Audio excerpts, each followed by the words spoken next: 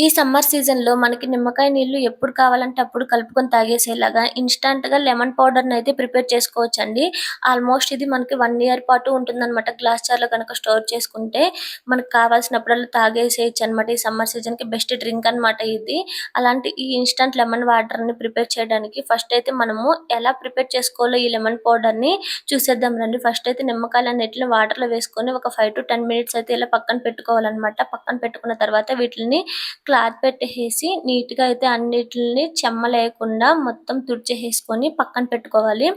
నేను నిమ్మకాయలనైతే చేత్తోనే అయితే పిండుతానండి. అందుకని నిమ్మకాయల్ని ఇలా సర్ఫేస్‌కేసి మనము కొంచెం గట్టిగా రబ్ చేయడం వల్ల మనకి నిమ్మకాయ మొత్తం మెత్తగా అయిపోతుందనమాట. చూడండి ఎంత మెత్తగా అయిపోయిందో. ఇలా మెత్తగా అయిపోవడం వల్ల ఏంటంటే మనకి నిమ్మకాయలో నుంచి నిమ్మరసం అనేది కొంచెం ఎక్కువ వస్తుందనమాట. చేత్తోనే పిండుతున్నాం గనక.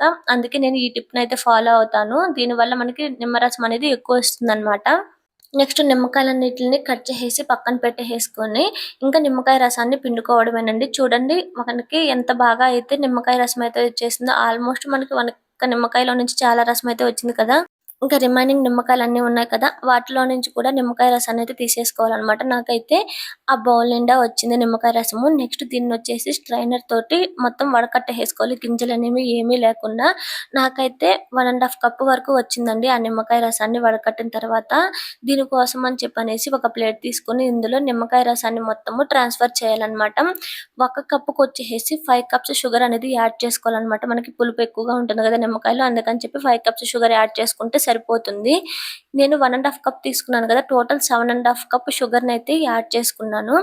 ఇలా యాడ్ చేసుకున్న తర్వాత ప్లేట్‌లో మొత్తము దీన్ని పక్కకు పెట్టేసేసుకోవాలి. పక్కకు పెట్టుకొని 3-4 డేస్ వరకు ఫ్యాన్ గాలికే ఉంచాలండి. 3-4 డేస్ ఫ్యాన్ గాలికి ఉంచి 1 డే మొత్తము అసలు ఏమి కదపకూడదు. సెకండ్ డే, థర్డ్ డే దాన్ని రోజుకొకసారి కలుపుకుంటూ 3-4 డేస్ మనం అలాగే ఫ్యాన్ కింద ఆరబెట్టుకున్నామనుకోండి, ఇలా చూపిచ్చాను కదా నేను, ఈ విధంగా మొత్తం మనకి డ్రై అయిపోతుందనమాట. ఇలా డ్రై అయిపోయిన తర్వాత దీన్ని మొత్తాన్ని మిక్సీ జార్‌లోకైతే వేసుకోవాలి. మిక్సీ జార్‌లోకి వేసుకొని దీన్ని మొత్తము ఫైన్ పౌడర్ లాగా అయితే పట్టేసుకోవాలనమాట. ఇలా చూడండి ఎంత మంచిగా చక్కగా అయితే మిక్సీ పెట్టేసిన తర్వాత ఫైన్ పౌడర్ లాగా అయిపోయిందో. చూస్తుంటే గ్లూకోజ్‌లా అనిపిస్తుంది కదా! వెంటనే తినేయాలనిపిస్తుంది నాకైతే. అంత బాగా వచ్చిందనమాట. నేనైతే ఇక్కడ 2 టైమ్స్ వేసుకున్నాననమాట మిక్సీకి. దీన్ని మొత్తాన్ని ఒక బౌల్‌లోకి వేసుకొని మొత్తం కలిసేలాగా ఒకసారి కలుపుకున్నాననమాట. కలుపుకున్న తర్వాత నేనిక్కడ గ్లాస్ జార్‌లోకైతే తీసుకున్నాను. నాకైతే ఈ పౌడర్ మొత్తం ఎంతొచ్చిందంటే ఒక గ్లాస్ జార్ నిండా వచ్చింది. ఇంకో గ్లాస్ జార్‌కి ఆల్మోస్ట్ ముక్కాలు వరకు వచ్చిందనమాట. నెక్స్ట్ దీన్ని 2 టేబుల్ స్పూన్స్ యాడ్ చేసేసుకొని, ఒక గ్లాస్ వరకు వాటర్ యాడ్ చేసుకొని కలుపుకొని తాగేసామనుకోండి, మనకి లెమన్ వాటర్ అయితే రెడీ అయిపోతుందనమాట. ఇన్‌స్టాంట్‌గా ఎంత మంచిగా ప్రిపేర్ చేసుకోవచ్చో చూసుకున్నారు కదా! మీరు కూడా ట్రై చేయండి.